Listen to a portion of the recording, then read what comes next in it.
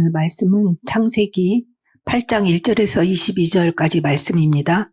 1절에서 5절까지만 같이 교독하도록 하겠습니다.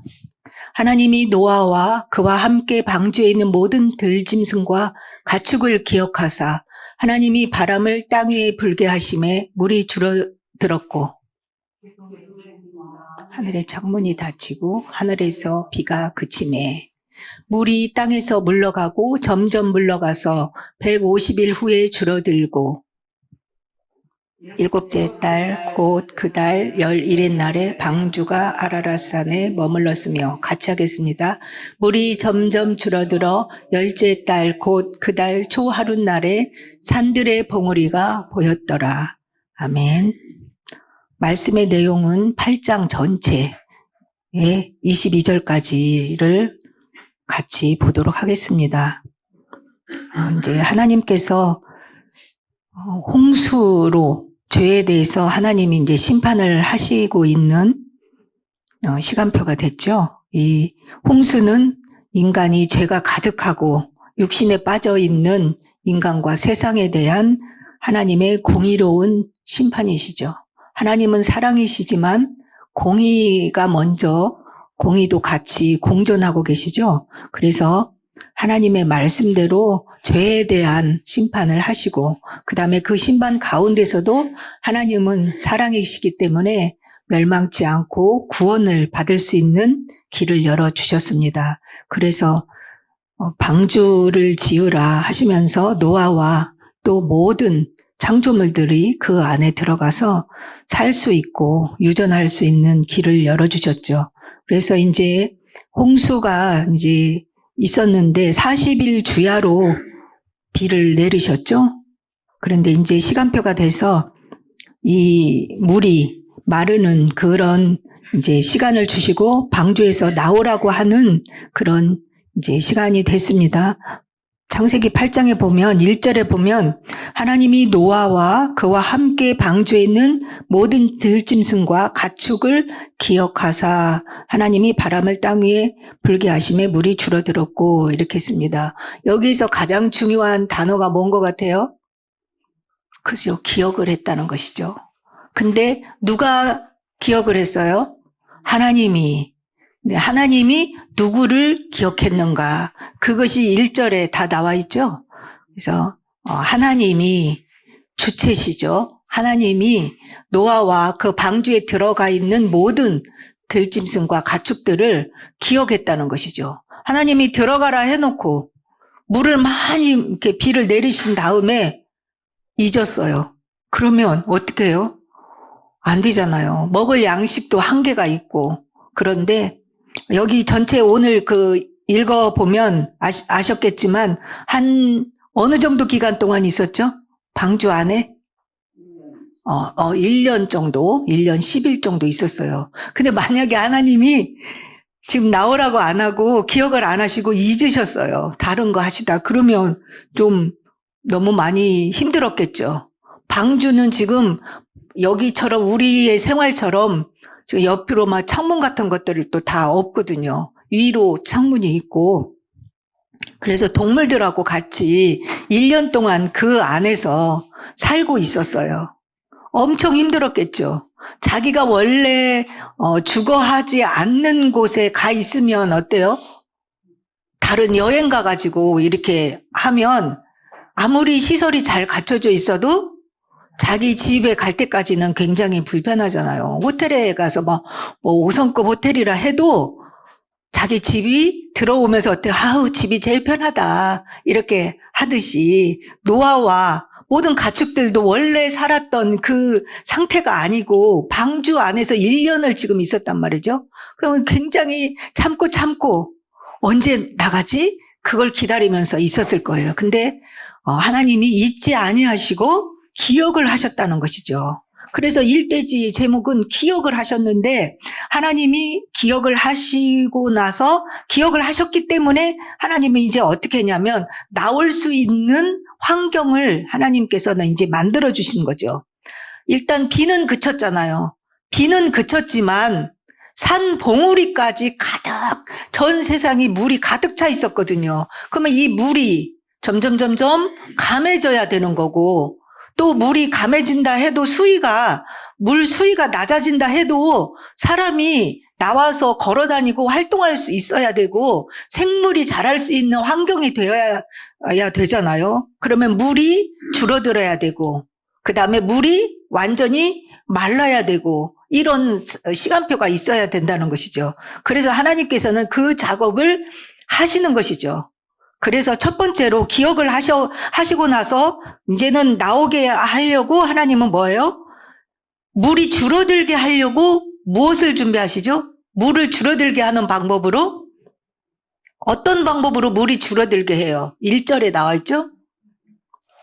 바람을 불게 하는 것이죠. 하나님은 바람을 통하여서 물도 나누게도 하시고 물도 말라지게 하는 것도 하시는 것이죠. 오늘 본문에서는 바람을 땅 위에 불게 해서 물이 줄어들게 하는 것이죠. 이것을 매일같이 우리도 좀 하고 있죠. 물이 묻어 있어요. 어디에? 헤어에. 물이 묻어 있는데 이제 물을 말리고 밖에 지금 나가야 되잖아요. 그러면 어떻게 해요? 바람을 불게 하는 거잖아요. 헤어 드라이기로 바람을 가지고 여기에 있는 물기를 마르게 하는 거잖아요. 그래서 바람은 그런 역할을 하기 때문에 하나님께서 전 지구에 물이 지금 감하기 위해서 바람을 준비하셨다는 것이죠. 그래서 하나님은 신약에서도 보면 바람과 바다도 잔잔케 하시는 거죠. 말씀으로. 그래서 모든 자연 만물은 하나님께서 지으셨기 때문에 하나님의 말씀에 복종하고 하나님의 말씀대로 순종하는 거죠. 바람을 부르고 바람을 통하여서 물을 말리는 것이죠. 그래서 바람을 가지고 바닷물을 이렇게 양쪽으로 갈라서 그 마른 땅을 건너는 것처럼 했던 역사적인 사실이 있어요. 그게 어디죠? 출애굽기에 나오죠. 출애굽한 이스라엘 백성들이 앞에 바다가 막혔어요. 홍해가 막혀가지고 어떡하나? 뒤에는 애국 군대가 쫓아오고 앞에는 홍해가 있고, 그랬을 때 하나님께서는 어때요? 당황한 이스라엘 백성들에게 길을 열어주시는데, 하나님이 출애굽기에서 보면 14장 21절에 어떻게 했어요? 동풍을 준비하셨다고 그랬어요. 내가 1대지를 넘어서 지금 2대지 성경 기절을 하고 있죠. 출애굽기 14장 21절에 하나님께서는 동풍을 준비해가지고 홍해를 갈라서 마른 땅을 건너주셨습니다. 이제 1번을 보면 노아와 그와 함께 방주에 있는 모든 들짐승과 가축을 기억했다라고, 저기 출애굽기 띄워줬네요. 여호와께서 큰 동풍이 밤새도록 바닷물을 물러가게 했다. 그러니까 바람의 그 위력이 굉장히 센 것이죠. 그래서 이렇게 바람이 굉장히 제일 세게 막 이렇게 빙빙 돌면서 하는 것 보고 뭐라고, 태풍인데 그 태풍 중에서도 그 태풍 이름을 뭐라고 그래요? 빙빙빙빙 돌아가지고 막 집도 걷어가고 막 미국에서 많이 일어나죠. 토네이도잖아요. 그러니까 바람의 힘은 집도 날아가게 하고 사람, 뭐 차 이런 것들이 다 날아다니더라고요. 동네가 하나가 없어지더라고요. 이 토네이도가 지나가면. 이렇게 바람의 힘은 굉장히 세단 말이죠. 그래서 하나님은 전 지구를 드라이하는 거죠. 바람을 가지고. 그래서 하나님이 우리를 기억하시고 물을 마르게 하기 위해서 이렇게 바람을 준비하셨다라는 것. 그래서 하나님이 우리를 기억하신 것에 대한 성경 구절을 제가 거기다 2개 적어놨거든요. 1번에 이사야 49장 15절에서 16절 말씀에 보니까 이런 기억했다라는 뜻으로 저런 말씀이 있습니다. 여인이 어찌 그 젖먹는 자식을 잊겠으며 자기 태에서 난 아들을 긍휼히 여기지 않겠느냐. 그렇지만 저렇게 엄마가 아기를 잊은 일은 없어. 그러나 혹시 사람들은 잊을지라도 나는 너를 어떻게 해요? 잊지 아니할 것이라. 16절. 내가 너를 내 손바닥에 새겼고 너의 성벽이 항상 내 앞에 있나니. 이렇게 이사야 선지자를 통해서 젖먹이의 엄마가 자식을 잊지 않는다. 그런데 혹시 있는 사람이 한두 명 있을 수 있겠는데 나는 너를 절대로 잊지 않는다. 이렇게 하나님이 이사야 선지자를 통해서 말씀했습니다. 오늘 이 말씀이 여러분의 가슴 속에 와닿는다면 좀 우울하고 외롭다고 하는 사람들이 참 많아요. 그러면 하나님은 나를 정말 잊지 않고 계시는 분이 내 옆에 항상 계시는구나. 사람은 나를 다 잊어버린다 하고 나를 배반하고 나를 버리고 다 떠나도 하나님은 나를 절대로 잊지 않는다. 오직 하면은 젖먹이는 엄마가 자식을 잊지 않는데 혹시 잊을지라도 나는 너를 내 손바닥에 너를 새겼다. 그래서 항상 불꽃 같은 눈동자처럼 내가 너를 지켜보고 있다. 항상 함께하고 있다라는 이 말씀을 이사야 선지자를 통해서 하나님이 늘 우리를 기억하고 계시는 것을 말씀해 주고 있습니다. 누가복음 23장 42절에서 43절에 보면 그 예수님이 십자가에서 같이 양편 강도랑 같이 있을 때에 그 한편 강도가 말을 했죠. 당신의 나라에 갈 때 나를 기억해달라. 이렇게 하니까 예수님이 대답했어요. 뭐라고 했어요? 예수여 42절 당신의 나라에 임할 때 나를 기억하소서.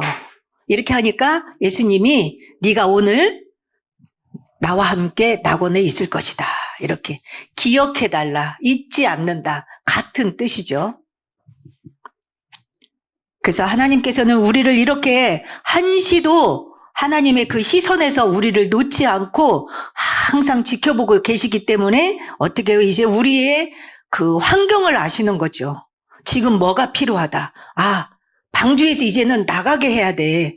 나가게 하려면은 어떻게 해요? 물이 줄어들게 해야겠다. 그래서 첫 번째 하시는 게 뭐예요? 바람을 준비해서 물을 감해지게 하는 것이죠. 물이 없어야 나오죠. 정말 하나님 너무 자상하시지 않아요? 그렇죠? 세밀하시고 하나님은 우리를 이렇게 구원받은 하나님의 백성들을 이렇게 너무나 세밀하게 우리를 보고 계시고 우리 환경에 맞게 하나님은 이렇게 인도하고 계신다는 것이죠. 그 다음에 바람을 준비하시고 물이 줄어들었고 2절은 기품의 샘과 하늘의 창문이 닫히고 하늘에서 비가 그침에 이제 비를 그치게 했고요. 3절에 물이 땅에서 물러가고 점점 물러가서 150일 후에 줄어들고 있죠. 바람을 계속 불게 하시니까 4절 일곱째 달 곧 그 달 11의 날에 방주가 아라랏산에 머물렀으며 이 말은 무슨 뜻이에요? 물이 점점 줄어들어서 아라랏산 배가 있는 아라랏산 그 지점에서는 물이 없어졌다는 것이죠. 처음에 홍수가 날 때 어떻게 했어요? 처음에 그 방주가 땅에 딱 있었을 때 물이 점점 많아지니까 배가 떠오르기 시작했고 배가 떠다니기 시작했어요. 근데 지금은 이제 반대로 물이 줄어드니까 배가 멈춰서기 시작한 것이죠. 그러면 이제 물이 그 배가 있는 지점에서는 물이 이제는 없어졌다는 뜻이죠. 근데 그 배가 서 있는 지점이 어디예요? 아라랏산. 거기는 이제 아라랏산에 방주가 머물렀다. 거기까지는 물이 없어졌다라는 것이죠. 그 다음에 5절에 물이 점점 더 줄어들었죠. 줄어들어서 10째 달, 곧 그 달 초하룻 날에 산들의 봉우리가 보였더라. 그러면 아라랏산은 봉우리보다 조금 더 높은 곳이었던 것 같아요. 그 다음에 봉우리가 보였다는 것은 이제 높은 곳은 점점 물이 그 봉우리는 굉장히 높은 곳이죠. 거기까지는 물이 이제는 감해졌고 없어졌다는 거죠.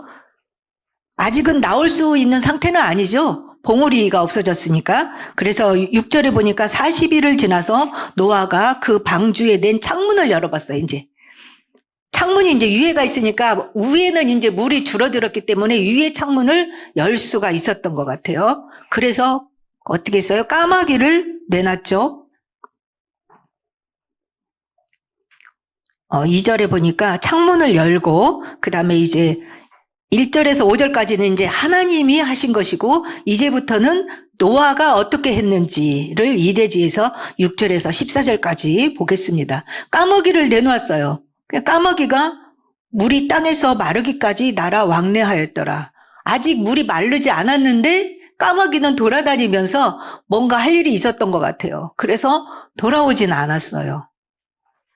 그 다음에 이제 노아가 8절에 보니까 그가 또 비둘기를 내놓아 지면에서 물이 줄어들었는지를 알고자 하매, 비둘기를 내놓으니까 이제 비둘기가 어떻게 했어요? 날아가 보니까 물이 아직은 다 마르지는 않은 상태죠. 그래서 9절 말씀에 비둘기가 발 붙일 곳을 찾지 못하고 방주로 돌아왔어요. 이제 위에 그 몽우리는 말랐지만 아직은 뭐 나무라든지 그런 거는 아직 없었던 것 같아요. 그래서 발 붙일 곳을 찾지 못하는 상태, 물이. 그래서 돌아왔어요. 그래서 이제 7일 동안 기다렸죠. 7일 동안 기다렸다가 10절 말씀해 보니까 다시 비둘기를 방주에 내놓았어요. 그러니까 11절에 저녁 때 비둘기가 돌아왔는데 비둘기가 입에다가 뭘 물고 왔어요? 감람나무 새 잎사귀가 있었어요. 그래서 노아가 이제 물이 줄어들었구나. 나무가 이제 보일 정도만큼 나무 이파리를 따올 만큼은 물이 줄어들었구나. 그거를 알았죠. 그러나 이제 사람이 나가려면 어때요? 땅까지 말라야 되잖아요. 그래서 7일을 더 기다렸죠. 그래서 비둘기를 7일 후에 내놓으니까 다시는 그에게로 돌아오지 아니하였더라. 그때가 이제 601년 첫째 달 곧 그달 초하룻날에 땅 위에서 물이 거친지라. 600세 되던 해에 홍수가 났었잖아요. 근데 여기는 이제 601년 첫째 달이니까 지금 아직 1년은 안 됐지만 여기 물이 거쳤어요.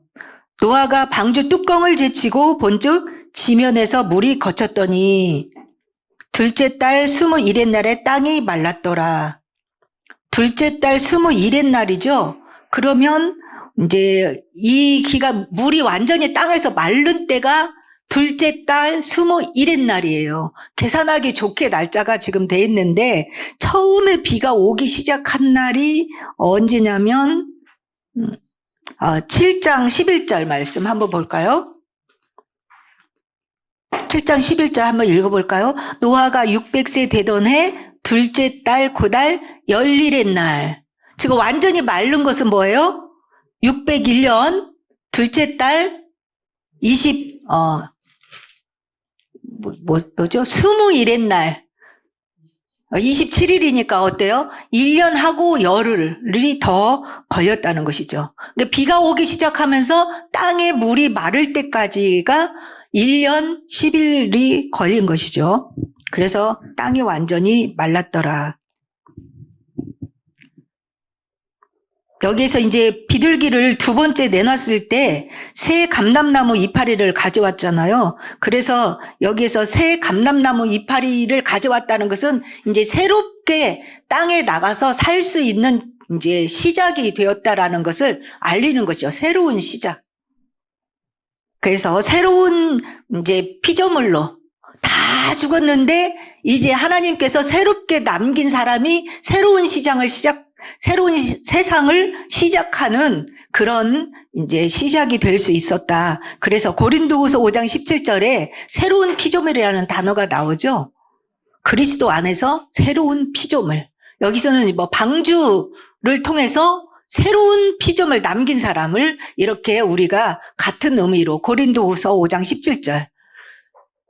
고린도후서 5장 17절은 뭐냐면 죄로 말미암아서 다 죽어야 되는데 그리스도 안에 있는 사람은 어떻게 돼요? 새로운 피조물로서 보라 이전 것은 지나갔으니 보라 새 것이 되었도다. 이 말씀하고 일맥상통하죠.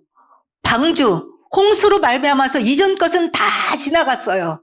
그러나 이제 남은 8명과 나머지 모든 가축들, 식물들은 새로운 피조물이 되어서 새로운 세상을 살게 된다라는 것을 알 수 있고, 오늘 부활절인데 부활하신 주님이 새로운 세상을 살게 하는 것이거든요. 그래서 요한복음 20장 19절에 보니까 부활하신 주님이 제자들에게 딱 오셔가지고 새로운 세상을 알리는 거죠. 뭐라고 그래요? 제일 끝에만 읽어볼까요? 너희에게 평강이 있을지어다. 이제 방주에서 나오는 사람들에게는 새로운 세상, 하나님의 그 모든 축복을 새롭게 누리는 평강이 있을지어다. 이 부활의 축복과 같습니다. 마태복음 3장 16절에도 여기 비둘기가 새 감람나무 잎을 가져왔잖아요. 비둘기는 어떤 상징으로 쓰이느냐 하면 마태복음 3장 16절에 저기 한번 읽어볼까요? 예수께서 세례를 받으시고 곧 물에서 올라오실새 하늘이 열리고 하나님의 성령이 비둘기같이 내려 자기에게 임하심을 보더니, 이 성령이 어떻게요? 비둘기같이. 그래서 이 비둘기 그 새가 중요한 게 아니라 이런 상징적으로 사용을 했다라는 것이죠. 하나님의 영, 새로운 하나님의 나라가 시작된다라는 새 감람나무 이파리를 비둘기가 물고 왔다라는 것은 이런 의미로 우리가 해석할 수 있다라는 것이죠. 그래서 여기서 노아가 40일이 지금 물이 말랐는데도 40일이 지나고 계속해서 7일 기다리고 내보내고, 그 다음에 또 7일 기다렸다가 또 보내고, 마지막에 또 7일을 기다렸다 내보냈을 때 이제는 돌아오지 않았죠. 한꺼번에 어때요? 조급한 성격 같았으면 어때요? 물이 말랐나 보다 해가지고 바로 그냥 나갔을 수도 있어요. 그러나 노아는 계속해서 기다리면서 이렇게 그 시간표를 기다렸던 거죠. 그래서 믿음이라는 것은, 하나님을 바라보는 믿음은 뭐냐면 같은 의미로 믿음은 기다림이다라고 우리가 같은 의미로 쓸 수도 있습니다. 그리고 구원은 그 타이밍이다. 그런데 이제 하나님께서 뚜껑을 열고 물이 말랐다는 것을 노아가 어떻게 했어요?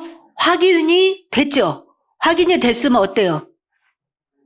나가야죠. 여러분 같으면 뚜껑을 딱 열고 물이 말랐어. 몇 번이나 이제 자기가 체크했잖아요. 까마귀, 그 다음에 비둘기, 이렇게 7일씩 이렇게 하면서 기다렸고 확인이 됐어요. 13절, 14절에 보니까 땅이 말랐더라. 확인됐어요. 그 다음에 어떻게 해야 돼요? 나가야죠. 근데 나가는 것보다 먼저, 나가는 것은 19절에 나왔어요. 방주에서 나왔더라. 근데 그 이전에 15절에 뭐라고 했어요? 하나님이 노아에게 말씀하여 이르시되 너는 내 아내와 내 아들들과 내 며느리들과 함께 방주에서 나오고, 이렇게 하나님이 노아에게 말씀하여 이르시되, 항상 구약에는 이 귀절이 굉장히 많이 나와 있어요. 하나님이 노아에게 말씀하여 이르시되, 저 귀절이 굉장히 중요해요. 하나님이 모세에게 말씀하여 이르시되, 항상 하나님을 믿는 사람은 말씀을 기다리고 있다는 것이죠. 왜요? 하나님은 말씀을 언제나 주시고 행동하시기 때문입니다. 그래서 노아도 물이 마른 것을 확인했지만 말씀을 기다리고 그 말씀을 듣고 나서 행동에 옮기고 있다는 것을 오늘 본문을 통해서 우리가 중요하게 붙잡아야 될 언약인 것 같습니다. 그래서 하나님께서 이제 방주에서 나오라는 말씀을 주셨습니다. 그러면 말씀을 주시니까 들었겠죠? 17절까지죠. 방주에서 나오고 너와 함께한 모든 혈육 있는 생물 곧 새와 가축과 땅에 기는 모든 것을 다 이끌어내라. 너의 가족 등의 사람도 나오고, 16절은 17절은 모든 생물들을 이끌어내라. 그러면서 이것들이 이제 땅에서 생육하고 땅에서 번성하리라. 이제 역할이죠. 왜 살려두었는지 번성하라. 그러니까 18절에 노아가 그때부터는 이제 준행하는 것이죠. 말씀을 듣고 행동하는 것이 18절, 19절이죠. 노아가 그 아들들과 그의 아내와 그 며느리들에게 함께 나왔고, 18절은 16절을 실행하는 거고요. 그 다음에 19절은 17절 이끌어내라 한 대로 다 나오게 한 것이죠. 노아는 철저하게 방주를 지으라고 할 때부터 말씀을 어떻게 했다고 그랬어요? 준행하였더라. 지금 나올 때도 말씀대로 듣고 하나님이 하라는 대로 너무 순종하고 있다는 것을 여기서 우리가 볼 수 있습니다. 그래서 노아는 노아는 스스로 나오지 않고 말씀을 기다리고 있었다는 것. 3대지의 3번. 상황을 보고 움직이는 존재가 아니라는 것이죠. 우리 인간은요. 상황 따라서. 이따가 그 사무엘상을 하는데 여러분들 사무엘상 읽었죠? 사울이 왜 하나님 앞에 버림을 받았느냐 하면 제가 너무 다급해서요. 다급해갖고 번제도 드렸고요. 다급해가지고 전쟁이 일어나니까 사무엘이 죽은 뒤에 다급해갖고 사울이 어떻게 했어요? 접신한 여자를 찾아갔어요. 사무엘이 살아있을 때도 사무엘이 오기를 기다려야 되는데 전쟁이 막 일어나려고 사람들이 막 자기 주위를 떠나니까 너무 다급해서 번제를 드려버렸어요. 그 다음에 또 마지막 판에도 전쟁이 일어나려고 하니까 빨리 여호와의 사람한테 물어봐야 되는데 하나님이 자기한테 응답을 안 주니까 너무 급해.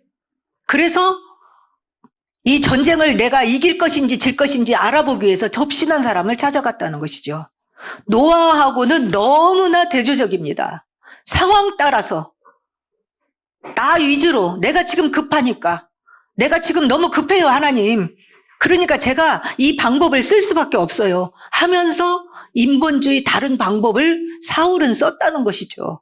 그러나 노아는 어때요? 물이 마른 것을 알면서도 하나님의 말씀을 기다렸다가 그 말씀을 듣고 나오라, 그 다음에 이끌어내라 한 대로 그대로 순종하고 있다는 것이죠.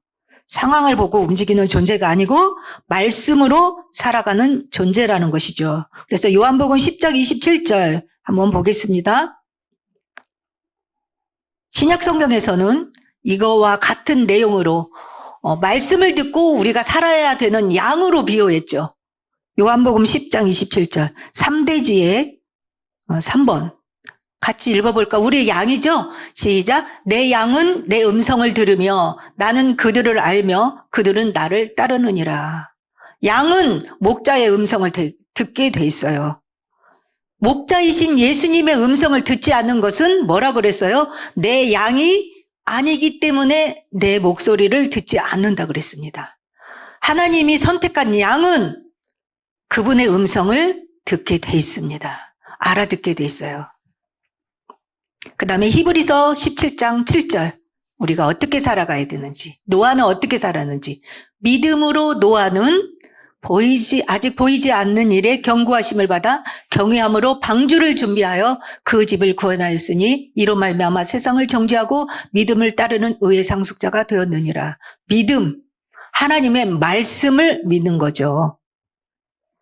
상황 따라 내 형편 따라서 내 마음대로 말씀을 이렇게 했다 저렇게 했다 지금 그렇게 하는 것은 믿음이 아니죠. 그 다음에 이제 하나님의 말씀대로 다 나왔어요. 그 다음에 노아가 어떤 것을 했는지 20절에서 22절까지 보면 노아가 여호와께 제단을 쌓고 모든 정결한 짐승과 모든 정결한 새 중에서 제물을 취하여 번제로 제단에 드렸더니, 방주에서 나와가지고 노아가 첫 번째 한 게 뭐예요? 제단을 쌓고 번제로 하나님 앞에 예배를 드렸다는 것이죠. 그래서 여기서 방주에서 나온 것은 뭐냐면 출애굽한 거와 똑같고 구원받은 거하고 똑같아요. 구원받은 하나님의 백성은 첫 번째로 해야 될 게 뭐냐면 하나님 앞에 예배 드리는 거죠. 인간은 하나님을 만나면 첫 번째 해야 되는 것이 뭐냐면 예배 드리는 자가 되는 거예요. 예배 드리게 하기 위해서 하나님이 모세를 보낼 때도 뭐라고 그랬어요? 바로한테 가가지고 내 백성을 보내라. 이 산에서 너희가 나를 예배할 것이다. 그것이 증거니라 그랬거든요. 출애굽을 왜 시켜요? 예배 드리게 하기 위해서요. 우리를 구원하시는 것, 노아를 방주에서 홍수로 살린 것은 뭐예요? 예배드리게 하기 위해서. 노아는 그걸 너무나 잘 알기 때문에 첫 번째 나와서 하나님 앞에 예배를 드린 것이죠. 아, 나 살았어. 그렇게 생존의 기쁨보다 예배를 먼저 드려야겠다라고 믿음의 생각을 한 것이죠. 어떤 생각을 하는 것이 굉장히 중요한 것이죠. 어떤 일이 지나면서 그 다음에 또 그 과정을 거치고 나서 내가 하나님 앞에 무엇을 먼저 해야지? 라고 생각했을 때 믿음의 생각을 하라고 그랬죠. 그 다음에 복음적인 생각, 훌륭한 생각. 그게 뭐예요? 하나님 앞에 나는 예배드리는 자로 지음을 받았다라는 거. 그래서 내 일평생 잊지 않고 빼놓지 않고 해야 될 것은 예배드리는 삶인 것이죠. 그것이 내 인생에서 가장 중요한 인생의 본분이 되는 것이죠. 그래서 노아는 제일 먼저 방주에서 나와가지고 번제를 드렸다라는 것이죠. 그런데 뭘로 드렸어요? 정결한 짐승이 7쌍씩 들어갔었잖아요. 근데 부정한 짐승은요, 왜 들어갔어요? 얘는 지금 하나님 앞에 예배 드리는 드리게 사용을 못해요. 이 정결한 짐승이 죽음으로 얘는 그냥 살리는 그런 표징이 되는 거예요, 우리에게. 그래서 우리도 죄인인데 정결한 짐승은 죄 없는 예수 그리스도가 이 땅에 오셔서 십자가에서 부정한 짐승, 부정한 죄 있는 인간을 위해서 대신 죽음으로 살리는 그것을 예표하고 있어요, 여기에서. 예수 그리스도는 죄 없는 분이 오셔서 죄 있는 자를 살리시는 것이죠. 여기서 정결한 짐승과 새는 부정한 자를 살리는 역할을 하는 것이죠. 그래서 부정한 자들은 아무 공로 없이 살아나는 것이죠. 그래서 그 부정한 짐승들은 살아나갖고 그 다음 뭐 해야 돼요?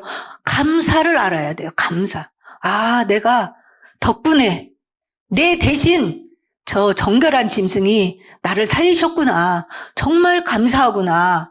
평생 감사하면서 찬양하면서 예배드리면서 살아야겠죠. 하나님께서는 그 예배를 받으시고 그 향기를 받으시고 하나님은 결단하셨습니다. 생각하셨습니다. 어떻게 생각했어요? 그 중심에 이르시되 내가 다시는 사람으로 말미암아 땅을 저주하지 아니하리니 이는 사람의 마음이 계획하는 바가 어려서부터 악함이라. 이건 뭐냐면 태어날 때부터 인간은 아담의 후손으로 태어나기 때문에 원죄를 가지고 태어나거든요. 그래서 자범죄는 뭐 때문에 짓는 거예요? 원죄가 있기 때문에 자범죄를 짓는 거예요. 자범죄를 많이 지어서 지옥 가는 게 아니고요. 원죄가 있다라는 증거로 자범죄를 짓게 돼 있어요. 그래서 여기에서 질문하는 게 뭐냐면 깐난이로 태어났어요. 아기가 태어났어요. 그러면 애가 태어나서 자범죄를 짓는 게 있어요? 태어나자마자? 없잖아요. 그러면 태어나가지고 어떤 이유든지 애가 죽을 수도 있거든요. 그러면 지옥 갔을까요? 천국 갔을까요? 이런 질문을 많이 해요. 그러면 걔는 자범죄로 보면은 죄를 지은 게 없어요. 태어났는데 뭔 죄를 졌겠어요. 그러나 누구의 후손이라는 거? 아담의 후손이기 때문에 원죄가 있다라는 것이죠.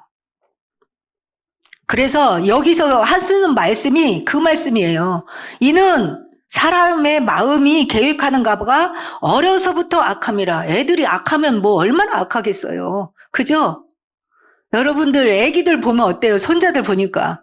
얘네들은 거짓말도 잘 못해요. 애기 때는. 그냥 있는 그대로 표현하고. 그렇죠?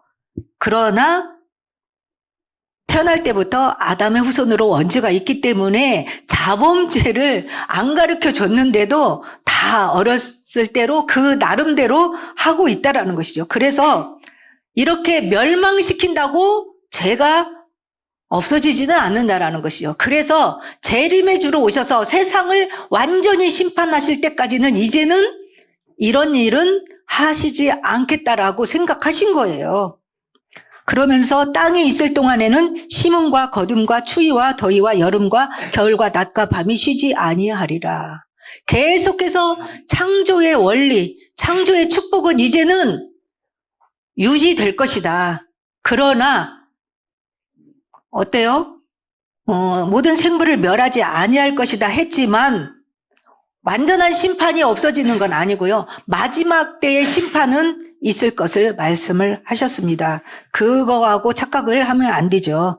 그래서 오늘 결론 말씀은 하나님께서는 1절 말씀에 있는 거, 하나님은 우리 사람을 기억하시고 계시다는 거, 언제나 손바닥에 새기고, 여러분들을 항상 손바닥은 항상 보이잖아요. 그냥 손만 이렇게 하면 딱 보이잖아요. 잊지 않고 계시기 때문에 지금 여기 오늘 본문에서는 물이 땅에 가득하기 때문에 물이 말라야 되고 그 다음에 방주에서 나와야 되기 때문에 세밀하게 그 일을 해 주시고 다 준비해 주신다는 거 기억하시고 기다리게 하시고 그 다음에 시간표가 되면 하나님이 말씀을 주신 것이죠. 너의 가족들 나와라. 그 다음에 모든 짐승과 가축들 다 이끌어내서 이제는 번성해라. 이렇게 말씀을 주신다는 것이죠. 그래서 우리도 이 시간표를 따라 우리를 늘 기억하시는 하나님 앞에서 이렇게 말씀을 기다리고 그 다음에 말씀을 들으면 그 말씀대로 실천하면 된다는 것이죠. 그리고 그 말씀의 축복을 따라서 우리는 항상 하나님 앞에 어떤 모습으로 서야 돼요? 하나님을 경배하고 예배하는 그 노아처럼 그런 하나님과의 관계, 예배의 관계, 그렇게 해서 하나님과 임마누엘 하며 하나님과 동행하는 그런 삶을 살아야 된다는 것이죠. 그러면 하나님께서는 이렇게 하나님과 말씀을 늘 기억하며 동행하는 노아에게 또 9장에서 보면 이제 하나님께서 어떤 축복의 말씀들을 주시는지 어떤 언약을 주시는지 우리가 또 다음 주에 살펴보도록 하겠습니다. 한 주간도 늘 여러분을 기억하시고 함께 하시는 주님을 믿음으로 기다리고 말씀을 들으며 말씀대로 따라 살면서 그 말씀의 축복을 따라 하나님을 경외하는 예배자의 삶을 사시기를 바라겠습니다. 기도하겠습니다. 하나님 아버지, 홍수로 말미암아서 세상과 모든 죄를 심판하시고 이제는 새로운 삶을 살 수 있도록 방주에서 나오게 하는 시간표를 위하여서 하나님은 기억하시고 바람을 통하여서 모든 물을 감하시고 땅에 나올 수 있도록 하나님께서 말씀을 주시며 모든 축복을 새롭게 이어갈 수 있도록 은혜를 주신 말씀을 오늘 우리에게 주셨습니다. 주님, 언제나 주를 바라보는 예배자의 삶을 살게 하여 주시옵소서. 우리를 늘 기억하시는 하나님 앞에서 두려워하거나 낙심하거나 주님 좌우로 치우치지 않게 하옵소서. 늘 말씀을 청종하게 하시고 말씀 따라 살아가며 하나님을 섬기는 믿음의 삶이 되게 하옵소서. 예수 그리스도의 이름으로 기도했습니다. 아멘.